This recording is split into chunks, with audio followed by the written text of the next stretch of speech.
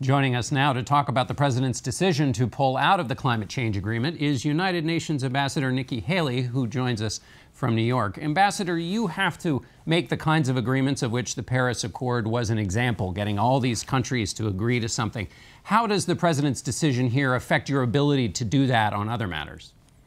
You know, at the United Nations, we deal with a lot of different issues, from North Korea to Syria to peacekeeping reform, all of those things. It's one issue of many issues that we work on. And so sometimes we have agreements and sometimes we have disagreements. It's the nature of the international community, and that's what we're working through.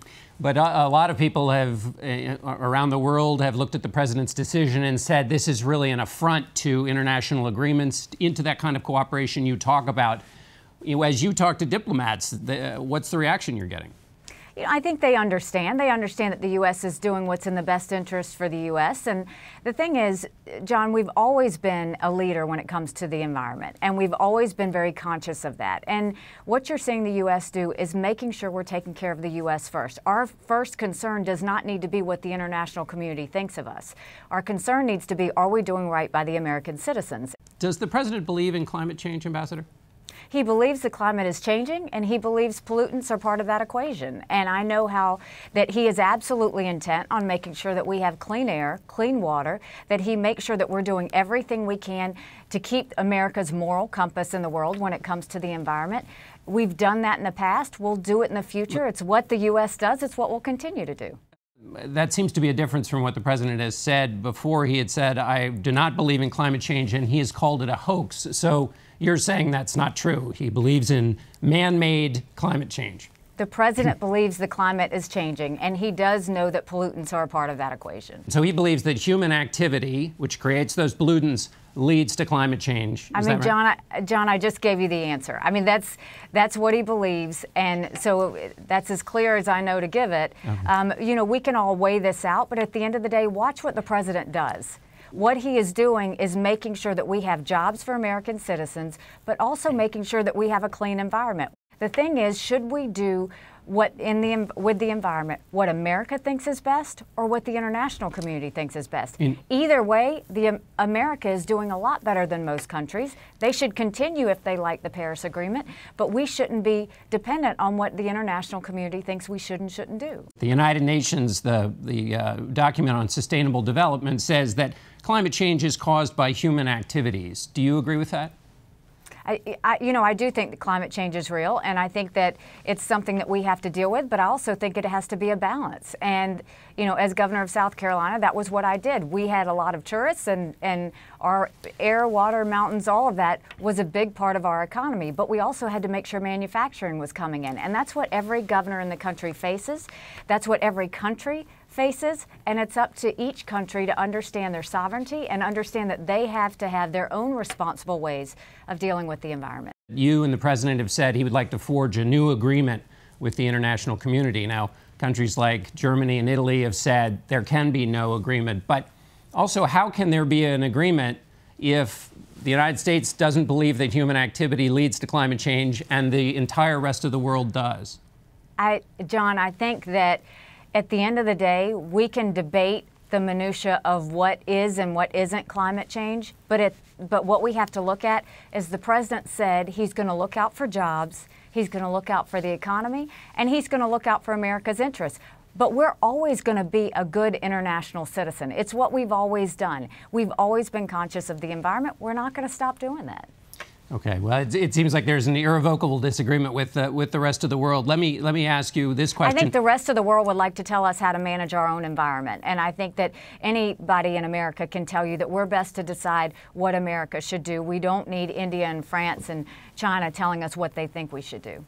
Angela Merkel, apparently, in her conversation with the president about this, said if the United States pulled out of the agreement, what would the moral message be to countries like Africa, where climate change affects drought and famine and war, and then also countries like Fiji, where the rising sea levels affect it? What's the answer to Chancellor Merkel? The answer is that they should continue doing what's in the best interest. And if the Paris Agreement was something that works for them, that they can achieve, they should do that. You know, there's a reason that President Obama didn't go through the Senate to get this cleared, because he couldn't. The regulations were unattainable. I mean, you could not actually have a business run under the regulations that we had. And so we're not saying forget about the environment. We know that there are issues with the environment. We know that we have to be conscious of it. But we can't sit there and have Angela Merkel telling us to worry about Africa. She should continue doing her part. We're going to continue doing our part. We're going to continue encouraging other countries to do what they think is in the best interest of them. But, you know, American sovereignty matters. Let me ask you about North Korea. Since we talked in early April, North Korea had some failed missile launches. They've now had a few more, a little bit more successful. What is the current temperature of the situation with North Korea? I think it's volatile. I think what you can see is that we have worked very closely with China. China has really stood up in putting the pressure on North Korea. And yesterday, the Security Council voted to increase sanctions on individuals and entities that are related to those ballistic missile tests. And we voted 15-0, and that included China and Russia in that vote. North Korea is sitting on its own against the international community. The international community has said loud and clear this must stop. Now it's up to whether North Korea sees the seriousness of the issue. When we spoke in April, you said that it was Washington chatter about the question of Russian meddling in the elections. But since then, there have been more reports about Russia trying to meddle in NATO countries. The president of Russia has talked about breaking up NATO as an objective.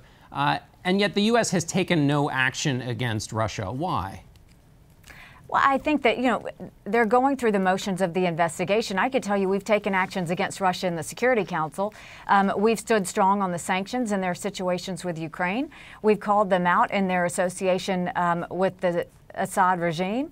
We're going to continue to call them out as we need to. At the same time, we are trying to see if we can have talks with them on how to better come in line in the Syrian conflict. We're working with them on counterterrorism. But if we see Russia doing anything wrong, we're going to tell them. I can tell you the international community is concerned about Russia's meddling within all of their elections, but they're concerned about Russia for a lot of reasons. And so we'll continue to keep our eye on them. And when we can work with them, we want to try and do that. But when we can't, we're going to hold the line. There are a couple of sanctions measures moving through the Senate to try to sanction Russia for meddling in the election, for their role in Syria. Do you support those sanctions measures? I support whatever Congress comes up with. I mean, I think that, you know, we don't ever want to see a country meddling in our elections. It's a serious thing. I think that we know the vote was not changed because of the meddling of Russia, but it doesn't make it right. And I think that at the end of the day, Russia needs to know that there are consequences when they get involved in our elections. You've spoken out about human rights, and you said that I think America first, referring to the president's slogan, is human rights, and that America first is humanitarian issues. But when the president talks, he says he's not going to lecture countries. So help us understand that disconnect between talking about human rights and a president who says he's not going to lecture. You know, it's interesting. Everyone wants to try and create a divide because I'm speaking out on human rights and humanitarian issues, and the president may not mention it, but we're on the same team. And so he's very aware that I'm outspoken on human rights, and he's very aware I'm outspoken on the need for humanitarian assistance, and he's been supportive of that. The U.S. is always going to speak out on human rights. There are times we can work with countries, and there are times when we see human rights issues that we're going to call them out on it. But we don't have to say it's going to be definitely one way or the other. We have to have conversations with our counterparts. We have to have relationships with them.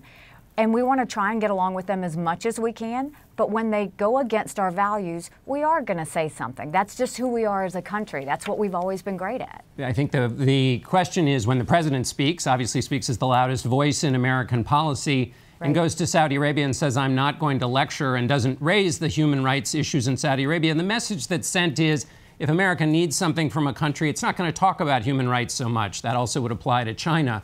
And so that's the message people get when the president says, I'm not going to lecture. Well, I am going to Geneva this next week, and I'm going to the Human Rights Council, and that's one of the things that I'm going to talk about is the need for the Human Rights Council to actually deal with human rights. We've got countries on the Human Rights Council right now, like Venezuela and Cuba, and what these actors do is they get on the council so that the finger's never pointed to them. As much that has happened with Venezuela, with the deaths that we've had, with the injuries that we've had, with the political prisoners that have been in place, not once has the Human Rights Council called on Venezuela. Well, that's because they sit on the council. And so we do care about human rights. And that's why I'm going to Geneva. That's why I'm going to be talking about it. And that's why I'm going to tell them if the U.S. is going to be a part of the Human Rights Council, then the Human Rights Council has to have credibility. Another member of the Human Rights Council is Saudi Arabia. A lot of people criticize its beheadings, its lack of freedom in Saudi Arabia. Would you put it in the same category as Venezuela, as you just described it, using the Human Rights Council as a whitewash? We don't support Saudi Arabia when it comes to human rights, and they know that we don't condone some of the things that they do. We'll always be vocal about that. All right. Ambassador Nikki Haley, thanks so much for being with us. Okay, thanks so much, John.